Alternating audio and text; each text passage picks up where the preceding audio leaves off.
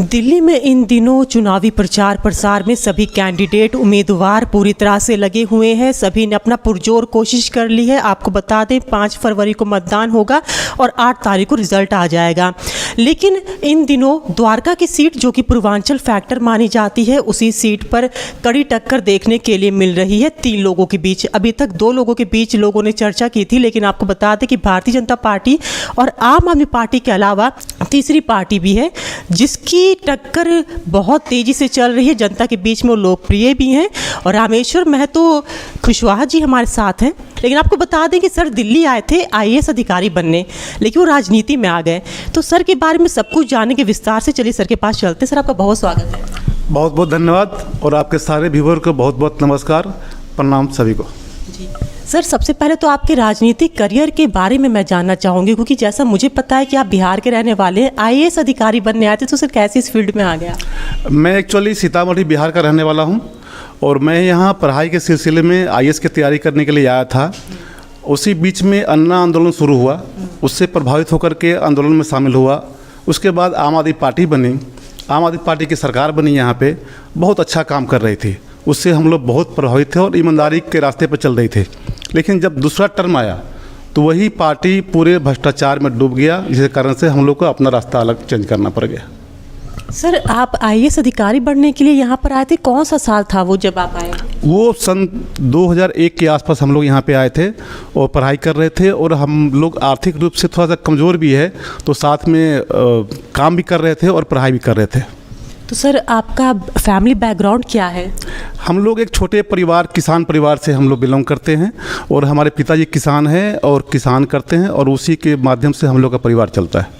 अच्छा, 2001 के आसपास आए, उसके बाद मैं यहीं का होकर रह गया। तो सर आपने कितने टाइम तक कोचिंग की थी IAS अधिकारी बनने की? कोचिंग हमको 2 टर्म एग्ज़ाम दिए थे, हम IAS के लिए 2 टर्म एग्ज़ाम दिए थे।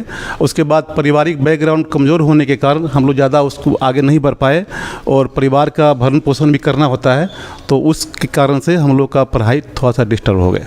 अच्छा सर, तो उसके बाद फिर आपने कहाँ से शुरुआत की? आपने पढ़ाई छोड़ दी, फिर आपने अपनी फैमिली पे फोकस किया, लेकिन फिर उसके बाद क्या किया? फैमिली पे फोकस किया, लेकिन उसके बाद भी हम समाज में लगे रहे। समाज में तो हम बचपन से लगे हुए हैं और समाज के साथ यहाँ उसके सुख में दुख में साथ देना, काम करना। और राजनीति में आए तो फिर राजनीति के माध्यम से भी लोगों का सेवा करना। मेरा मन में सिर्फ सेवा भावना ही था, तो कहीं जहाँ सेवा करने का मौका जैसे भी मिला, जहाँ भी मिला, हम सेवा भाव से काम करते हुए और आज यहाँ तक पहुँचे। सर आप क्योंकि बिहार के रहने वाले हैं और बहुत महत्वपूर्ण सीट से आप चुनाव लड़ रहे हैं, तो सर क्योंकि आपने आम आदमी पार्टी अन्ना हजारे के आंदोलन से शुरुआत की थी, तो क्या हुआ जो आपने उनकी पार्टी को ज्वाइन नहीं किया, छोड़ दिया? मैं इसलिए ज्वाइन नहीं किया कि हम जिन लोगों के खिलाफ, जिस भ्रष्टाचार के खिलाफ मुहिम में हम लोग आगे बढ़े थे, उन्हीं लोगों को केजरीवाल जी ने करोड़ों रुपया लेकर के टिकट दे दिया। तो अब एक चीज़ बताइए कि जो लोग करोड़ों रुपये लेकर टिकट लेके आएंगे वो पब्लिक के लिए क्या काम करेगा? और जिनको हम लोग नेता मान रहे थे, जिनको हम लोग ईमानदार का मूर्ति मान रहे थे, वही लोग जब रुपये लेकर के टिकट देना शुरू कर दिए, तो इसलिए हम लोग को मजबूर हो गए कि हम लोग उस रास्ता को छोड़ करके एक कोई अच्छा रास्ता बनाए जिससे हम उस रास्ते पर चल करके पब्लिक का सेवा कर सकें।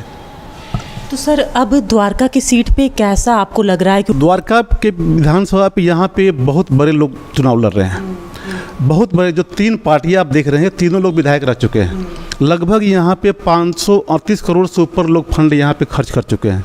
मेरा यह मानना है कि भारत के संविधान में जो व्यवस्था दिया गया है काम करने के लिए, लोगों को मूलभूत सुविधा देने के लिए, सीवर का, सड़क का, पानी का, ये कोई सुविधा नहीं मिल रहा है। और उस बजट का 10% भी खर्च यहाँ हो गया होता, आज ये द्वारका विधानसभा स्वर्ग होता। जी, तो सर आपका सपना कहीं ना कहीं अधूरा रह गया IAS अधिकारी बनने का, या अब आप खुश हैं अपनी जो आप चाहते थे वो आपने चुना? नहीं, हमें कोई सपना, हमारा भावना क्या था? हमारा भावना यह था कि हम लोगों का सेवा करें और लोगों का सेवा हम आज भी कर रहे हैं। हम अगर विधायक नहीं भी बनेंगे तब भी कर रहे थे और बन जाएंगे फिर भी करेंगे। बचपन से मेरा भावना रहा है कि हम लोगों का सेवा करें, जो बाबा साहब संविधान में जो दिया हुआ है कि सबको आगे बढ़ाए। जो हमारे गरीब लोग हैं, मजदूर लोग हैं, उनको अच्छी ज़िंदगी जीने का मौका मिले, उनको अधिकार मिले, उसको आत्मसम्मान ज़िंदगी जीने, वो चीज़ नहीं मिल रहा है। वाकई में जो अमीर लोग अमीर होते जा रहे हैं और गरीब गरीब होते जा रहे हैं, तो उससे आत्मसम्मान की भावना कैसे मिलेगा? हम चाहते कि वो लोग उठे, आगे बढ़े, और उस चीज़ के लिए मैं बचपन से काम कर रहा हूँ। मैं आगे भी करता रहूँगा। विधायक बन जाओ फिर भी करूँगा, विधायक नहीं बनूँगा फिर भी करता रहूँगा। मेरा जो रास्ता है वो रुकेगा नहीं। सर मेरा एक आखिरी और महत्वपूर्ण सवाल, अरविंद केजरीवाल ने कहा था कि यूपी बिहार के लोग फर्जी वोटर्स हैं, तो इस पे क्या कहना चाहेंगे? आप खुद भी बिहार से बिलोंग करते हैं। यहाँ पे पूरे दिल्ली में हमारे अगर बिहार यूपी के पूर्वांचल के लोग नहीं रहेंगे तो यहाँ के लोगों को श्वास लेना मुश्किल हो जाएगा, क्योंकि अगर श्वास भी मिल रहा है तो हमारे लोगों के मेहनत और खून पसीने से मिल रहा है। यहाँ के हमारे मजदूर भी हमारे हैं, तो यहाँ के IAS अफसर भी हमारे हैं। यहाँ के लोग जो रेहड़ी पटरी वाले अगर हमारे हैं तो यहाँ के IPS अधिकारी भी मेरे हैं, और सेंट्रल मिनिस्टर में भी वहाँ हमारे हैं। कहीं कोई जगह नहीं है जहाँ हमारे लोग नहीं हैं। इसलिए अगर वो अपने बात को वापस ले, नहीं तो ये बहुत बड़ा गलत हो जाएगा बिहार के लोगों के लिए, पूर्वांचल के लोगों के लिए और अरविंद केजरीवाल जी के लिए। सर आपको लगता है कि इतने ऊंचे पद पे बैठे हुए व्यक्ति का इस तरह की बात करना सही है? बिल्कुल गलत है। हम लोग पहले भी इनका विरोध किए थे और मैं आपके इन चैनल के माध्यम से विरोध करता हूँ। पूर्वांचल के सम्मान में अगर कोई ठेस पहुँचेगा तो हम लोग चुप नहीं बैठेंगे। यह बहुत गलत हो रहा है। पूर्वांचल के नाम पर आप इतने आगे बढ़े हैं, आपका वोट बैंक पूर्वांचल है, और पूर्वांचल का सम्मान अगर आप नहीं करेंगे तो आपको यहाँ सीट पर बैठने का कोई अधिकार नहीं है। और ये हम आत्मसम्मान से समझौता हम लोग कभी भी किसी हालत में नहीं करेंगे। जी सर, आपको लगता है कि अरविंद केजरीवाल ने जो बयान दिया इसका इनको असर देखने के लिए मिलेगा चुनाव में? बिल्कुल, आपको इसी में मिल जाएगा। यकीनन ये कहानी आपको पसंद आई होगी, सर की पूरी जर्नी आपको पसंद आई होगी। तो ऐसी और जानकारी जुड़ी मेरे साथ, मैं दिल्ली से अंजलि सिंह राजपूत।